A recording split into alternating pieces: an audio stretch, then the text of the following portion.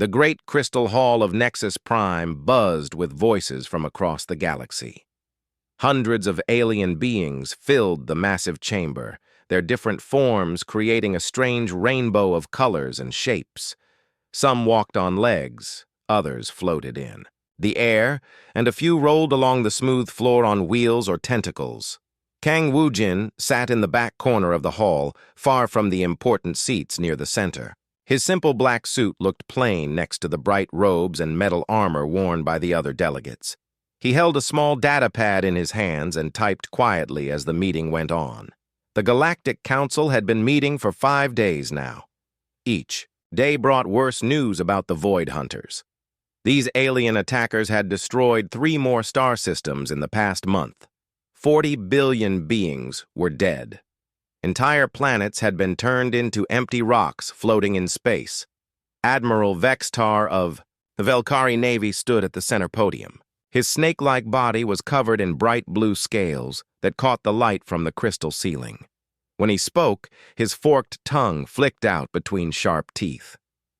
"The threat grows stronger each day," Admiral Vextar said, his voice carrying across the hall. "Our scouts report that the Void Hunter fleet now numbers over 200,000 ships. They move from system to system like a plague." General Thrix of the Thoraxian forces clicked his mandibles together. His insect-like body was covered in thick black armor that made metallic sounds when he moved. "My swarm fleets are ready for battle. Give us the order, and we will crush these invaders." Ambassador Lumi of the Lumenos people glowed with soft white light as she spoke. Her form was hard to see clearly, like looking at a person through water. "Violence should be our last choice. Perhaps we can find a peaceful way to communicate with them." The hall erupted in angry voices. Some delegates shouted in languages that sounded like screeching metal. Others made deep rumbling sounds that shook the floor. A few species communicated by changing colors, and the hall flashed with bright patterns. Wu Jin continued typing on his datapad. He had been attending these meetings for 3 years now, ever since Earth had been invited to join the Galactic Council. In all that time, he had spoken maybe 20 words. Most of the other delegates had forgotten he was even there. Lee Mina, his young assistant, sat beside him. She wore a simple blue dress and kept her black hair tied back in a neat bun.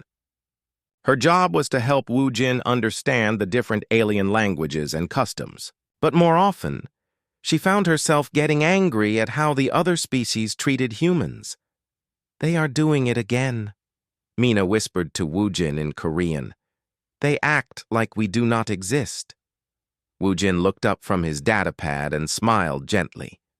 "Let them think what they want," he whispered back. "We are here to learn, not to argue." Admiral Vextar's voice rose above the noise. "Order! We must have order!"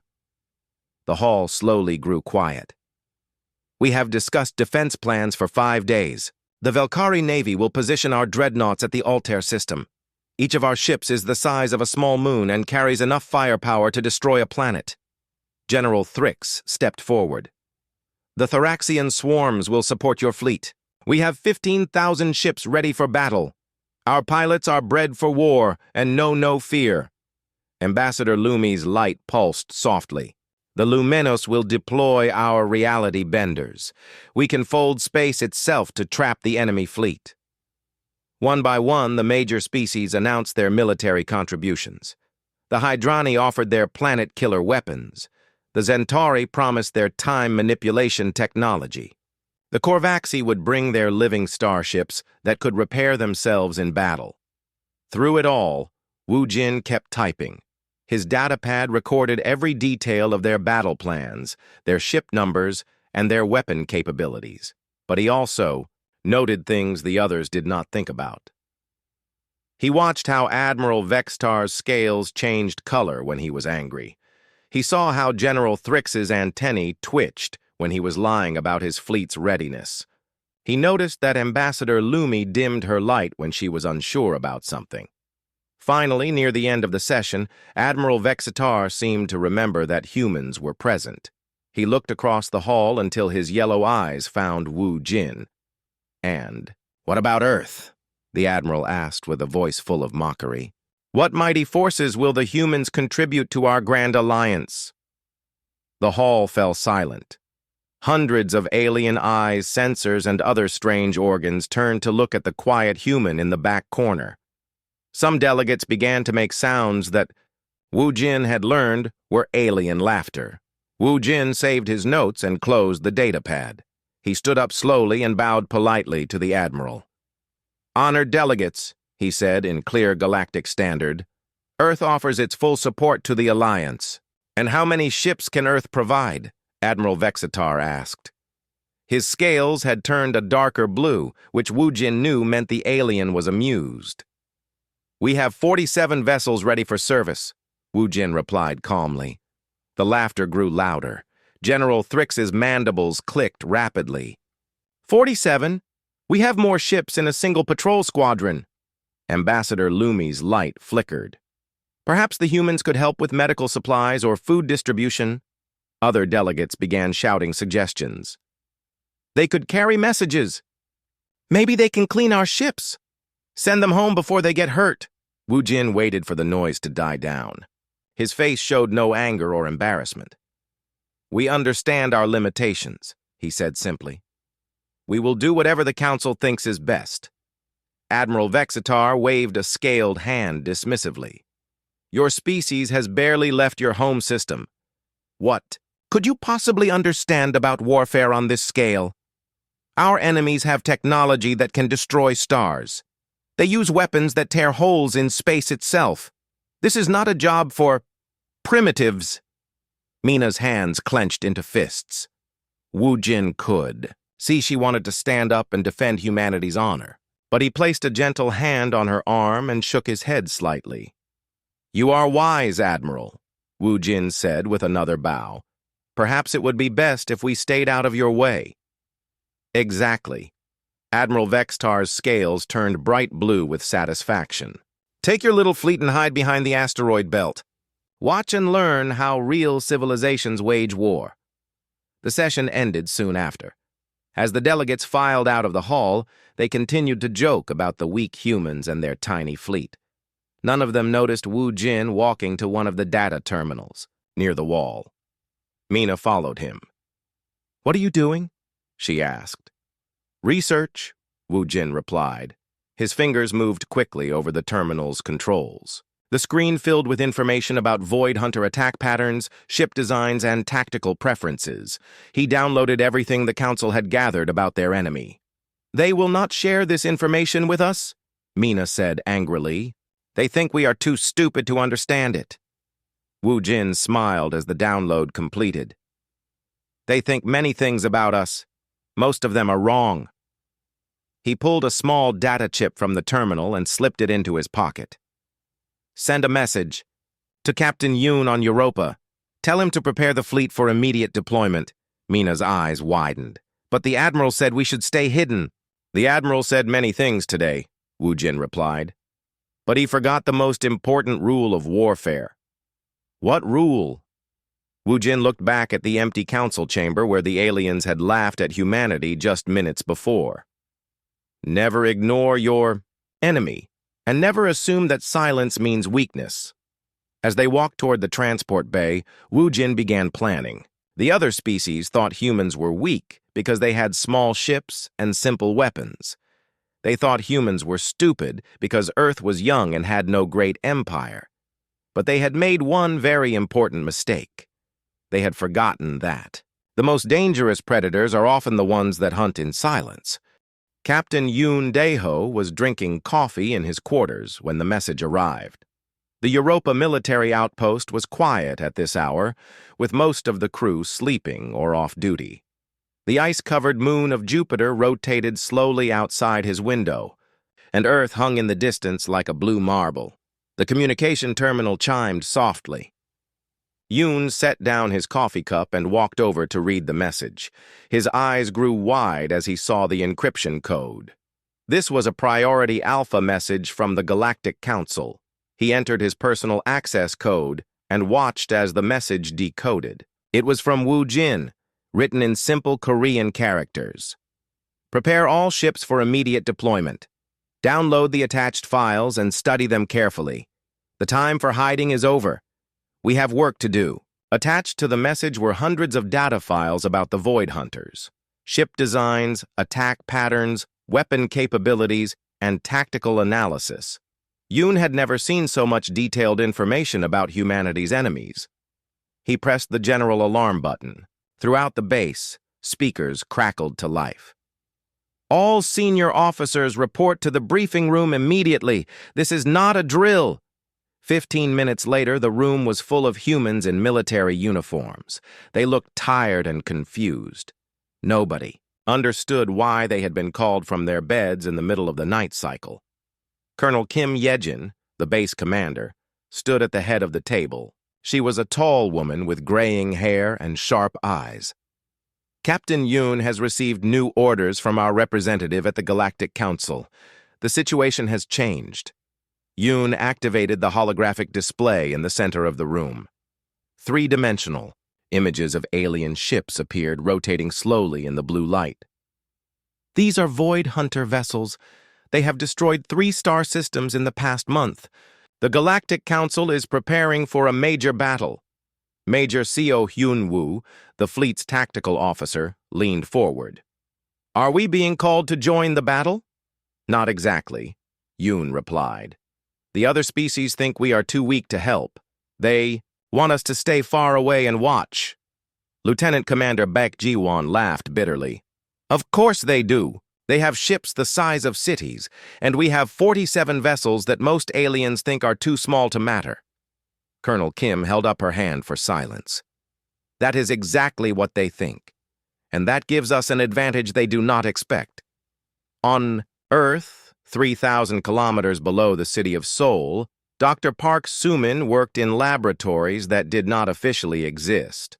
The underground complex was hidden beneath layers of rock and metal. Only a few dozen people in the world knew it was there.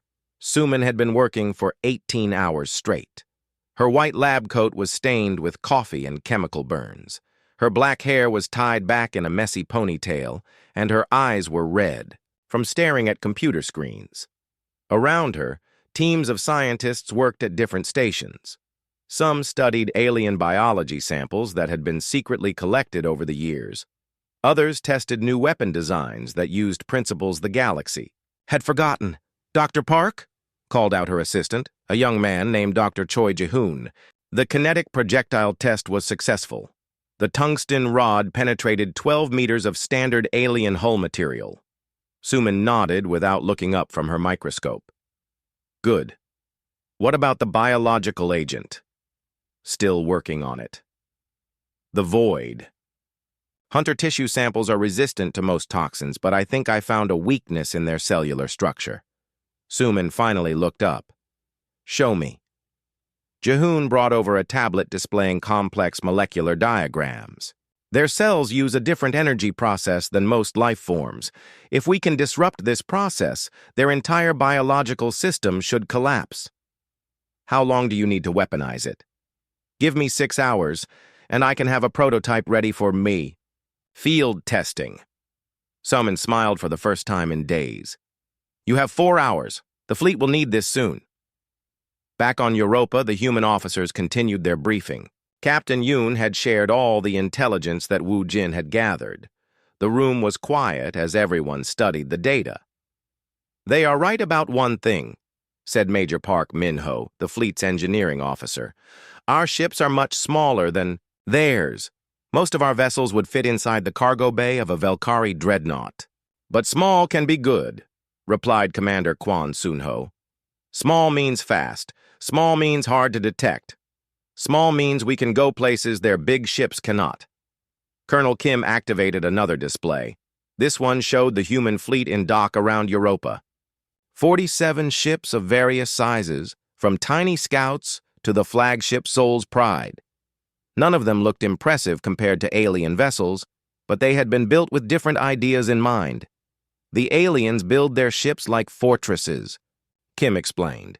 Heavy armor, powerful shields, massive weapons. They fight like medieval knights in space, standing face to face and trading blows until one side falls. What do we fight like? Asked Lieutenant No Arium, the fleet's communications officer. Like hunters, Kim replied. We are patient. We study our prey. We strike from the shadows and disappear before the enemy knows what happened. The briefing continued for 2 more hours. Officers studied Void Hunter ship designs and looked for weaknesses. They planned attack routes and escape paths. They discussed weapons and tactics that the aliens would never expect. Finally, Captain Yoon stood up. I know this seems impossible. 47 ships against hundreds of thousands. But remember what we learned in military academy. It is not the size of the dog in the fight. It is the size of the fight in the dog. The officers smiled at the old Earth saying. It was something their ancestors had known for thousands of years, but the aliens had forgotten. Sometimes the smallest warrior could bring down the largest enemy. As the meeting ended, each officer returned to their ship to prepare their crew. They checked weapons and engines. They studied the intelligence files. They practiced maneuvers that they had learned from Earth's ancient naval battles. On the flagship Soul's Pride, Captain Yoon met with his senior staff. The ship was small by galactic standards, only 300 meters long, but it was fast and well-armed, and its crew knew how to use it. Any word from Dr. Park's laboratory? Yoon asked his science officer. She says they will have new weapons, ready within hours. Something about biological agents and kinetic penetrators. Yoon nodded. Human scientists had been working on these projects for years, ever since Earth had first learned about the galactic community. While other species developed energy weapons and deflector shields, humans had focused on simpler ideas that worked just as well. His communication officer spoke up. Captain, we are receiving a message from the Galactic Council. The alien fleets are moving to intercept the Void Hunters at the Centauri system. How long until they engage? 18 hours, sir. Yoon looked out the viewport at his small fleet. Most of the galaxy thought these ships were worthless toys. The aliens had bigger guns, stronger shields, and more advanced technology. But they had forgotten something important about warfare. Sometimes the best weapon is the one your enemy does not see coming. Signal the fleet, Yoon ordered. All ships prepare for immediate departure. We have a job to do. As the human ships powered up their engines and prepared to leave Europa, none of the alien races detected their movement. The aliens were too busy preparing their own massive fleets and arguing about battle plans. They had forgotten about the small human force they had dismissed as unimportant. This would be their first mistake, but it would not be their last. The 47 ships of the human fleet slipped quietly away from Europa and headed toward the outer edge of the solar system. They moved without fanfare or announcement. In a few hours, they would disappear completely from all sensors and tracking systems. The galaxy was about to learn that humans had been studying warfare much longer than anyone realized. And they were about to discover that the most dangerous enemy is often the one you choose to ignore. The space around Centauri Prime was filled with the largest fleet in galactic history. 40,000 alien ships hung in the darkness like a metallic cloud.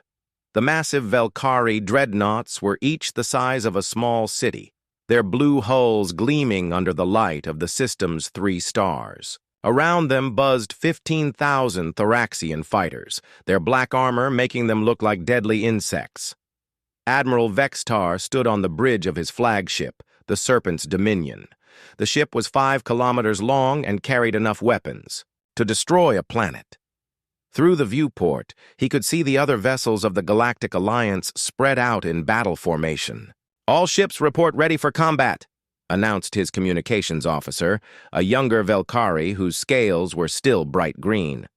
The Thoraxian swarms are in position. The Luminos reality benders have activated their space-folding technology. Vextar nodded with satisfaction. This was the most powerful force ever assembled in the galaxy. No enemy could stand against such might. He had forgotten completely about the small human fleet that had been dismissed from the council chambers. 3. Light years away, the human ships waited in the empty space between star systems. They had turned off most of their systems and were drifting silently. To any sensor, they looked like small asteroids or space debris. Commander Seo Hyunwoo floated in zero gravity on the bridge of his scout ship, the Seoul Star. His job was to watch and listen. Hidden sensors throughout his small vessel recorded everything that happened in the Centauri system. "The alien fleets are getting ready for battle," he reported to Captain Yoon on the flagship. "I count 39,842 vessels. The Void Hunters should arrive within the hour." On the Seoul's Pride, Captain Yoon studied the tactical displays. Dr. Choi Ji-hoon, the fleet's chief scientist, stood beside him with a nervous expression. "Are the new weapons ready?" Yoon asked. "Yes, sir. Dr. Park's biological agent has been loaded into special warheads. The kinetic penetrators are also ready. But, Captain, I have to say again that this plan seems impossible." Yoon smiled grimly. "That is exactly why it might work." At the edge of the Centauri system, space itself began to tear open. Long black cuts appeared in the fabric of reality, and through them came the Void Hunters. Their ships were unlike anything the galaxy had ever seen. Each vessel looked like it had grown rather than been built. Dark metal mixed with pulsing organic tissue. Weapons that seemed alive writhed along their hulls. The ships moved with a fluid grace that was both beautiful and terrifying. The Void Hunter fleet poured through the dimensional rifts like water through a broken dam. Hundreds became thousands. Thousands became tens of thousands. Within minutes, more than 200,000 enemy vessels filled the system. Admiral Vextar watched the enemy fleet deploy and felt a cold fear in his heart. There were far more ships than the intelligence reports had predicted, but it was too late to retreat now. "All ships, engage the enemy," he commanded. The battle began with a flash of light that could be seen from neighboring star systems. Thousands of energy weapons fired at once. Plasma cannons, quantum lances, and particle beams created a deadly light show across space. The Valkyrie dreadnoughts opened fire with their main guns. Each shot had enough power to crack a moon. The energy beams struck the Void Hunter ships and several exploded in brilliant flashes. The Thoraxian swarms attacked like angry hornets. Their small, fast ships darted between the larger vessels, firing plasma stingers and launching torpedo attacks. They moved in perfect coordination, as if controlled by a single mind. The Luminos used their reality-bending technology to trap entire formations of enemy ships in folded space. Void Hunter vessels found themselves suddenly twisted into impossible shapes or scattered across multiple dimensions. For the first hour, it seemed like the Galactic Alliance might win. Void Hunter ships were being destroyed faster than they could respond. The alien commanders congratulated themselves on their superior tactics and technology, but Commander Seo Hyunwoo, watching from his hidden position, saw something that the alien admirals missed. The Void Hunter ships were not just fighting back. They were learning. "Captain," he reported to Yoon, "the enemy is adapting to every attack. When the Valkyrie hit them with quantum lances, the damaged ships regrew their hulls with quantum-resistant tissue. When the Thoraxian torpedoes penetrated their armor, they developed new defensive systems within minutes." On the Seoul's Pride, Captain Yoon watched the battle unfold on his screens. The Void Hunters were not just alien invaders. They were something far more dangerous. They were a species that could evolve in real time, adapting to any threat almost instantly. "This is exactly what our intelligence predicted," Yoon said to his officers. "The Void Hunters are not just using advanced technology, they are advanced technology. Living ships that learn and grow stronger with every battle." Dr. Choi Ji-hoon looked pale. "If they can adapt that quickly, how can anyone defeat them?" "By using weapons they cannot adapt to," Yoon replied. The battle in the Centauri system was turning into a disaster for the Galactic Alliance. What had started as easy victories became harder fights. The Void Hunter ships began to resist the energy weapons. Their hulls absorbed plasma fire and converted it into power for their own systems. Admiral Vextar watched in horror as his quantum lances became less effective with every shot. The beams that had easily destroyed enemy ships an hour ago now barely scratched their hulls. "Impossible," he hissed. "How are they doing this?" General Thrix's Thoraxian swarms were suffering even worse losses. The Void Hunter ships had developed point defense systems that could track and destroy the small fighters with perfect accuracy. Thousands of Thoraxian pilots died as their ships were picked off one by one.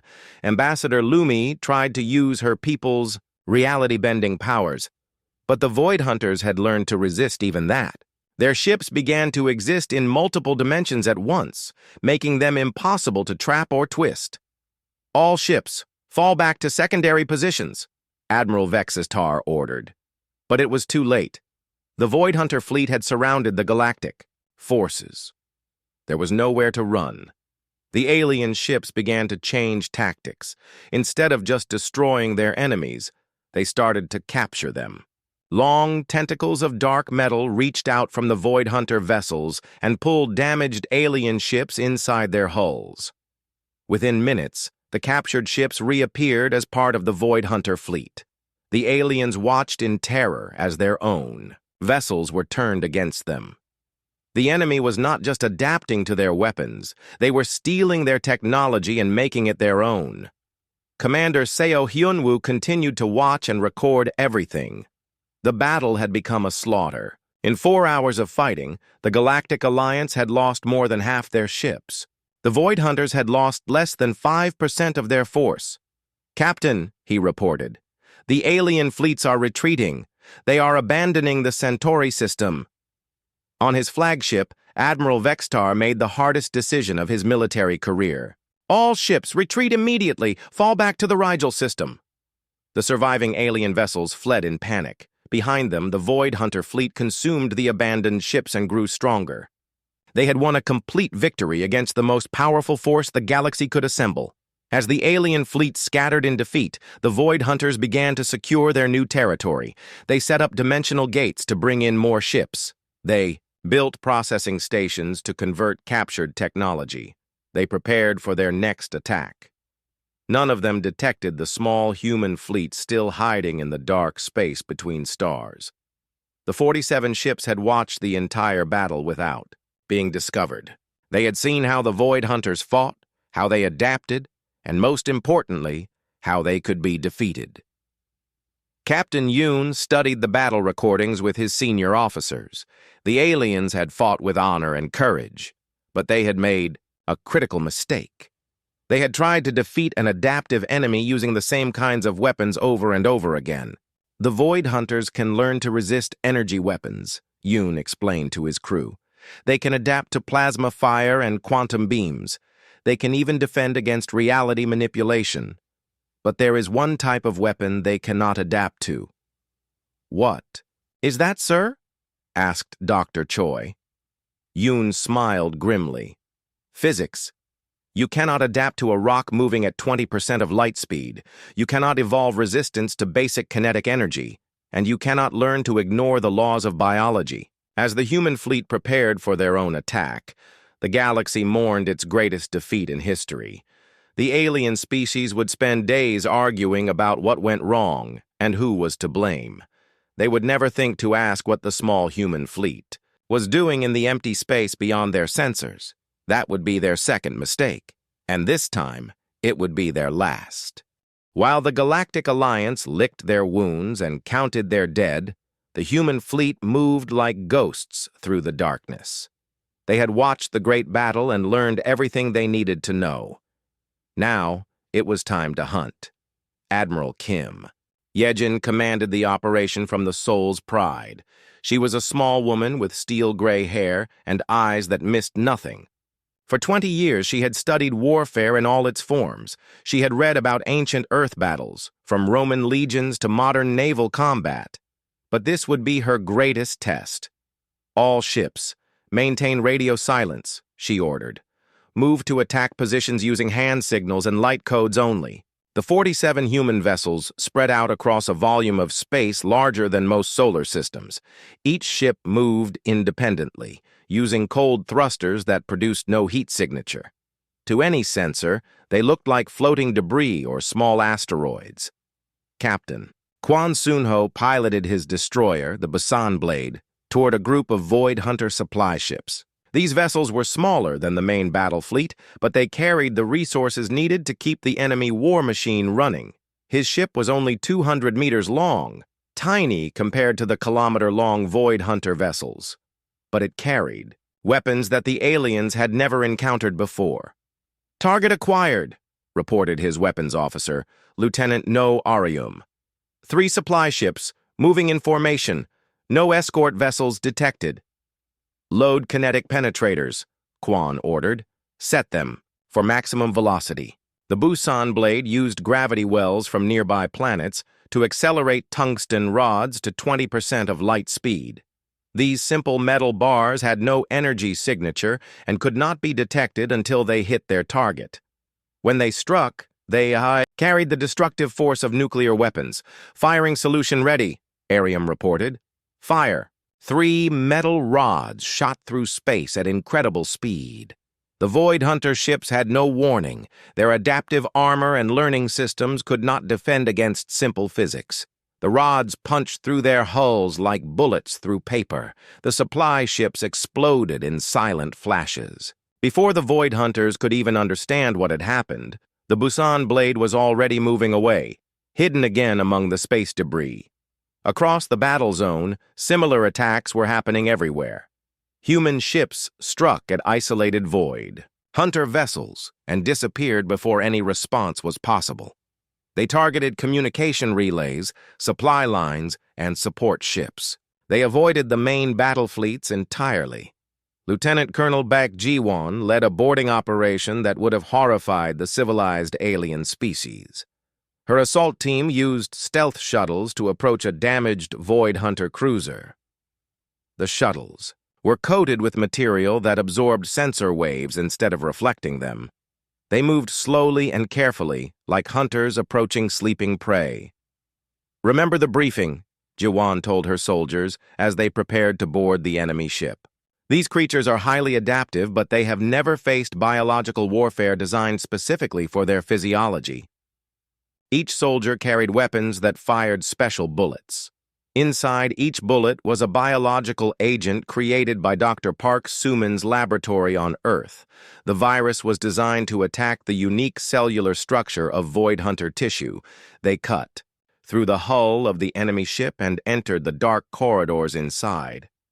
The Void Hunter vessel was a mixture of metal and living tissue. Walls pulsed like heartbeats, and the floor felt warm under their boots. The first Void Hunter they encountered was 3 meters tall, with 4 arms ending in sharp claws. Its body was covered in dark scales that shifted and changed as it adapted. To the environment, Ji-won fired once. The bullet penetrated the creature's natural armor and delivered its biological payload. Within seconds, the Void Hunter's adaptive systems began to fail. Its cells could not evolve fast enough to counter the virus. It collapsed and died in less than a minute. "The biological agent works perfectly," Ji-won reported to her team. "Move quickly before they have time to adapt." The soldiers spread through the ship, eliminating the crew and downloading information from the living computers. They learned about Void Hunter tactics, communication codes, and fleet movements. Most importantly, they captured samples of the enemy's adaptive technology. Within an hour, they had stripped the ship of everything useful and planted explosive charges throughout the hull. As their shuttles disappeared back into space, the Void Hunter cruiser exploded behind them. Dr. Choi Ji-hoon studied the captured data on the Soul's Pride. The information was incredible. The Void Hunters were not just one species, but a collection of different alien races that had been absorbed and modified over thousands of years. "They are like a virus themselves," he explained to Admiral Kim. "They consume other species and Add their technology to their own. That is how they adapt so quickly. Can we use this against them? Kim asked. Yes, I have an idea, but it will require us to capture more ships. Captain Yoon Dae-ho commanded a wolf pack of 6 destroyers hunting in the outer edges of the Void Hunter fleet. His ships moved in perfect coordination, using tactics learned from Earth's submarine warfare. They found a formation of Void Hunter scouts moving through an asteroid field. The enemy ships were searching for the source of the attacks that had been plaguing their fleet. They know someone is hunting them, Yoon reported to his captains, but they do not know who or how. The human ships use the asteroids for cover, moving from rock to rock like underwater predators. When they were in position, all 6 ships fired at once. 18 kinetic rounds struck the Void Hunter scouts within seconds. The enemy ships tried to adapt their armor, but there was nothing to adapt to. The tungsten rods were just fast-moving metal. Physics cannot be negotiated with or evolved against. But this time, one of the Void Hunter ships survived long enough to send a distress signal. Within minutes, a larger enemy fleet was moving toward the asteroid field. Time to leave, Yoon ordered. His ships scattered in different directions, each following a pre-planned escape route. The Void Hunter reinforcements arrived to find only wreckage and floating debris. They searched the area for hours but found no trace of their attackers. The humans had vanished like shadows at dawn. Admiral Kim studied the battle reports from across the fleet. In 6 hours of operations, her ships had destroyed or disabled over 300 Void Hunter vessels. They had done this without losing a single human ship or revealing their presence to the main enemy fleet. The aliens were right about one thing, she told her staff. We are primitives compared to the rest of the galaxy. We use simple weapons and basic tactics, but sometimes simple is better. Major Park Min-ho, the fleet engineer, brought her the latest intelligence from the captured ships. Admiral, Dr. Choi has found something interesting. The Void Hunters have a weakness we can exploit. Tell me. Their adaptive systems work by sharing information between ships through biological networks. If we can introduce a virus into this network, it will spread to their entire fleet. Kim smiled coldly. How long do you need to prepare this virus?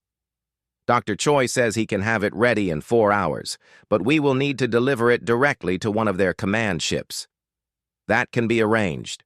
As the human fleet prepared for their most dangerous mission yet, the Void Hunter commanders were beginning to realize they faced an unknown enemy. Ships were disappearing without explanation. Supply lines were being cut by invisible attackers. Fear was spreading through their ranks. But they made the same mistake that every other species in the galaxy had made.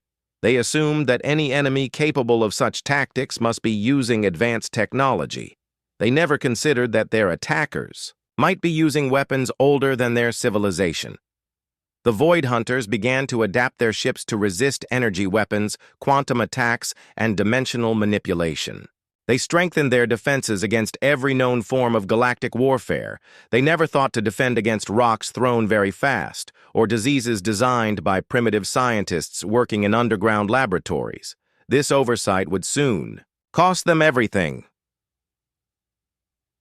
As the human ships moved into position for their final attack, Admiral Kim sent a coded message back to Earth.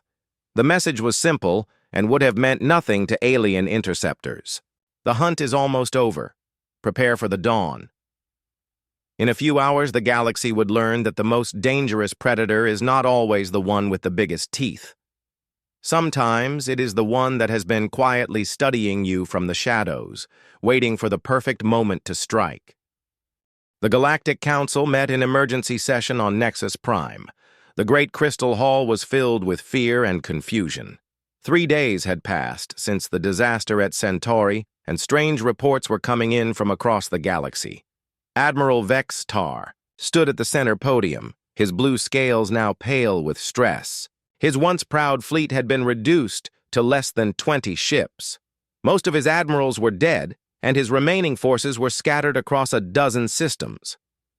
Honored delegates, he began, his voice shaking. We face a crisis unlike anything. In galactic history, the Void Hunter fleet is Falling apart! General Thrix clicked his mandibles nervously. His insect-like body was missing 2 arms from the battle, and his black armor was cracked and dented. Our scouts report impossible things. Enemy ships attacking each other, entire formations tearing themselves apart for no reason. Ambassador. Lumi flickered weakly, her light barely visible. Perhaps they are having internal conflicts? Fighting over territory or resources? No, Vexatar replied. This is something else. Something we do not understand. In the back corner of the hall, Kang Wu-jin sat quietly with his datapad, just as he had for 3 years. But today, Li Mina noticed something different about him. There was a small smile on his face, and his eyes held a secret knowledge. On the flagship Soul's Pride, Admiral Kim Yejin watched the tactical displays with satisfaction. The virus that Dr. Choi had created was spreading through the Void Hunter fleet faster than anyone had hoped. Report, she ordered. Captain Yoon studied the sensor readings. 17 Void Hunter battle groups have turned on each other in the past 6 hours. Their biological network is completely compromised.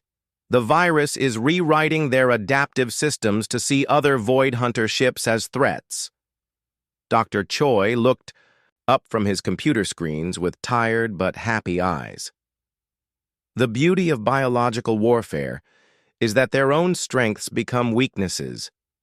Their instant adaptation and communication systems are spreading our virus throughout their entire species. The virus had been delivered 12 hours ago by a suicide mission led by Lieutenant Colonel Baek Ji-won.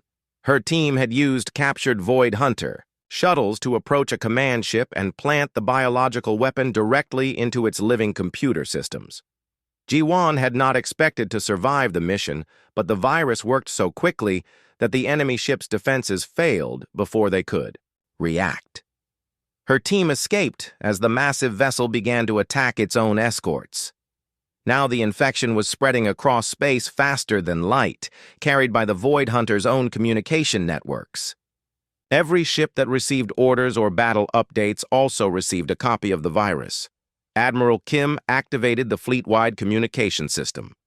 All ships, begin Phase 2 operations. Target the confused enemy formations while they are fighting each other.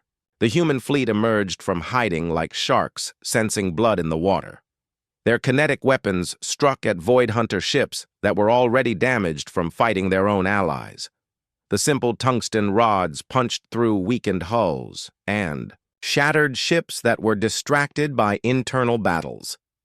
Captain Kwon Sun-ho led his destroyer squadron against a group of enemy vessels that were literally eating each other. The Void Hunter ships had become confused about which targets were food and which were friends. This is almost too easy, reported Lieutenant No Ariam as their weapons found target after target. Do not get overconfident, Kwon warned. Some of them might still be dangerous. But the warning was unnecessary. The Void Hunter fleet was collapsing faster than anyone had imagined possible. Ships that had seemed invincible just days ago were now helpless victims of their own biology. Back in the council chamber on Nexus Prime, the reports continued to arrive. Each one brought more impossible news. The enemy fleet in the Vega system has destroyed itself completely, announced a Thoraxian messenger. Not a single ship remains operational. Rigel Sector reports similar results, added a Velkari communications officer. The Void Hunters are attacking their own supply bases. Admiral Vextar could not understand what was happening. How is this possible? What weapon could cause such destruction? For the first time in 3 years, Kang Wu-jin cleared his throat and spoke up. The entire hall fell silent at the unexpected sound. Honored delegates, he said in his soft, polite voice. I believe I may have some relevant information about recent events. Every alien eye in the chamber turned to look at the quiet human diplomat. Most of them had forgotten he existed until this moment. Wu-jin activated his datapad and stood up slowly. The main display screen came to life, showing tactical recordings from the human fleet operations. The aliens watched in stunned silence as small human ships moved like ghosts through space. They saw kinetic weapons destroying massive Void Hunter vessels with simple physics. They watched boarding operations where humans fought with a savage efficiency that no civilized species could match. You see, Wu Jin explained calmly, while you developed energy weapons, we studied kinetic systems. While you built particle shields, we learned stealth technology. While you created artificial intelligence, we mastered biological warfare. The recording showed the moment when Ji-Wan's team delivered the virus to the Void Hunter command ship. Within hours, the infection had spread to thousands of enemy vessels, turning their own adaptive systems against them. Admiral Vextar's voice was barely a whisper.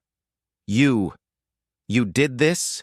Your primitive little fleet defeated the Void Hunters? We prefer to think of it as pest control, replied a new voice. Fleet Admiral Song Yunji appeared on the holographic display, broadcasting from the bridge of the Soul's Pride. Behind her, through the viewport, burning Void Hunter hulks drifted in, space-like dead whales.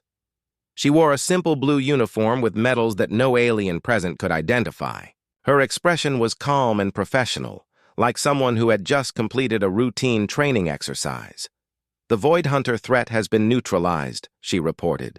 Our biological weapon has infected approximately 97% of their fleet. The remaining ships are too busy fighting each other to pose any danger to galactic civilization. General Thrix's mandibles clicked rapidly. But how? You have only 47 ships. Quantity is not always better than quality, Song replied. While your fleets fought like knights in shining armor, we fought like hunters. We studied our prey, found their weaknesses, and used them against them. Dr. No Areum appeared beside the Admiral, holding a sealed containment unit. We have also captured several Void Hunter specimens for further study. Their biotechnology will be very useful for future defensive purposes. The implication hung heavy in the chamber. Not only had the humans defeated an enemy that had destroyed the galaxy's greatest civilizations, they had captured and weaponized the threat for their own use. Ambassador Lumi's light flickered with fear. What do you plan to do with such power? Wu Jin smiled politely. The same thing we have always done. We will observe. We will study. We will prepare for whatever comes next. He paused and looked directly at Admiral Vexatar. You once told us to stay back and watch how real civilizations wage war. We did exactly as you suggested. We watched, we learned, and now we know how to fight enemies that your advanced technology cannot defeat. The silence in the chamber was deafening. Every delegate understood the message. The humans had not just won a battle. They had revealed themselves as the most dangerous species in the galaxy. Wu Jin closed his datapad and prepared to leave. If you will excuse me, I have reports to file. Thank you for your time, honored delegates. As he walked toward the exit with Li Mina, Admiral Vextar called out desperately. Wait! The Omega Sector reports show more Void Hunter fleets approaching. Surely you will help us defend against them? Wu Jin stopped at the chamber entrance and turned back with that same polite smile he had worn for 3 years. Of course, Admiral. Earth will provide whatever assistance the Council requires. His smile grew slightly wider. After all, we are very good at dealing with pests. As the two humans left the chamber, the alien delegates sat in stunned silence. Outside, human ships continued their silent patrol of the galaxy's borders. The Void Hunter threat was over, but a new reality had begun. The quiet species from the small blue planet had revealed their true nature. They were not the primitive, harmless beings the galaxy had assumed. They were predators who had been patiently studying their prey for years. And now that the galaxy knew what humans were capable of, it would never make the mistake of ignoring them again. In the depths of space, the last few Void Hunter ships tore each other apart in their biological madness. The virus continued to spread, ensuring that this particular threat would never rise again. But on Earth, in the laboratories beneath Sol, Dr. Park Suman was already working on new projects. The galaxy was full of dangers, and humanity would be ready for all of them. After all, they had learned the most important lesson of survival. Never fight fair when fighting for your life. And in a universe full of advanced civilizations who had forgotten how to be truly dangerous, the primitive humans had just become the apex predators. The age of human dominance had begun, and it had started with a whisper, not a roar.